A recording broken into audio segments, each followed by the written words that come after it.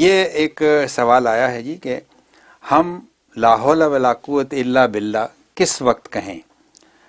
اذان میں ہم مؤذن کے ساتھ پوری اذان کے الفاظ دہراتے ہیں، لیکن حی علی الصلاۃ اور حی علی الفلاح پر ہم لا حول ولا قوت پڑھتے ہیں۔ اس کے علاوہ یہ الفاظ ہم کس وقت کہا کریں؟ براہ کرم اس کی تھوڑی تفصیل بیان فرما دیں۔ اچھا، جہاں تک اذان میں اس کا پڑھنے کا تعلق ہے تو اذان میں جو حی علی الصلاۃ حی علی الفلاح کہا جاتا ہے، پہلے والے الفاظ تو سیم دہرانے کیونکہ عقیدہ کا اظہار ہے، لیکن جب یہاں وہ مؤذن کہتا آؤ نماز کی طرف، آؤ کامیابی کی طرف، اب یہ گویا کہ ایک کار خیر کی طرف اور نیکی کی طرف بلا رہا ہے، ٹھیک، تو یہ آنے والا فوراً کہتا ہے لا حول ولا قوت الا باللہ۔ گناہ سے پھرنا اور نیکی کی طاقت اللہ کی توفیق کے بغیر نہیں ہے، گویا کہ اپنے آپ کو اللہ کے سپرد کرتا ہے کہ یا اللہ یہ جس نیکی کی طرف یہ بلا رہا ہے اس کی طرف تیری دی ہوئی قوت کے بغیر ممکن نہیں، اور جس میں غفلت میں ہوں اس غفلت سے نکل جانا یہ تیری توفیق کے بغیر ممکن نہیں ہے، تو فوراً یہ اللہ کے سپرد اپنے آپ کو کرتا ہے لا حول ولا قوت الا باللہ۔ اب اللہ کے جب سپرد کرتا ہے تو اللہ کی جب یہ استعانت آئی، مدد آئی، اس کے لیے توفیق ہو جاتی ہے، نماز میں شرکت کے لیے پہنچ جاتا ہے۔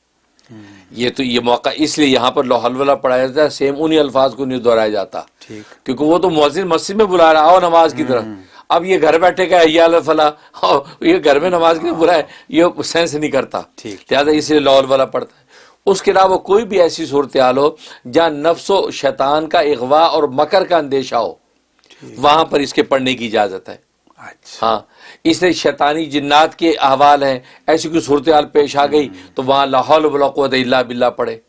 تو وہ ظاہر ان شیطانی چیزوں کے اوپر یہ اثر انداز ہوتا ہے، یا کوئی ایسے نفس کی کوئی اغوا یا کوئی مکر کی کوئی صورتحال محسوس ہوئی، فوراً لا حول ولا قوت الا باللہ، کو معصیت گناہ سامنے دیکھا یا اس کا تذکرہ تو لا حول ولا قوت الا باللہ، تو گویا کہ اس کا مقصد یہ ہے کہ یہ شیطانی اور یہ نفسانی جو ہے یہ امور سامنے آئے ہیں، ان میں ان گناہوں سے بچنا اور نیکی کی توفیق یہ اللہ کی استعانت کے بغیر ممکن نہیں ہے، تو یہ کہہ کے جو ہے اظہار اللہ کی طرف سپردگی کا کرتا ہے، تو ایسے تمام احوال میں اس کے پڑھنے کی اجازت ہوتی ہے۔ اچھا مفتی صاحب، کبھی کبھی ہم ناسمجھی میں کسی ایک اپنے جاننے والے کے آنے پر بھی فوراً کہہ دیتے ہیں لا حول ولا قوت، حالانکہ یہ جانے بغیر کہ وہ تو یہ بھی میرا خیال ہے کہ اچھی نہیں، وہ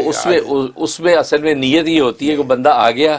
اور اب میں اس صورتحال میں ہوں کہ اس کو میں کیسے استقبال کروں، اس کو میں نے کیسے وہ کروں، یہ تو کل آنا تھا آج آ گیا، تیاری نہیں ہے، تو فوراً اپنی اس غفلت کے اوپر کہتا ہے کہ لا حول ولا قوت الا باللہ، ہو میں نے تو یہ بھی نہیں کیا وہ بھی نہیں کیا، یہ آدمی آ گیا، اس پر پھر اللہ سے مدد مانگتا ہے یا اللہ تیری استعانت میں اس کو اب استقبال کروں اور اچھے طریقے سے مہمان کو ڈیل کر پاؤں، تو گویا کہ یہ سپردگی مقصود ہوتی ہے۔ بہت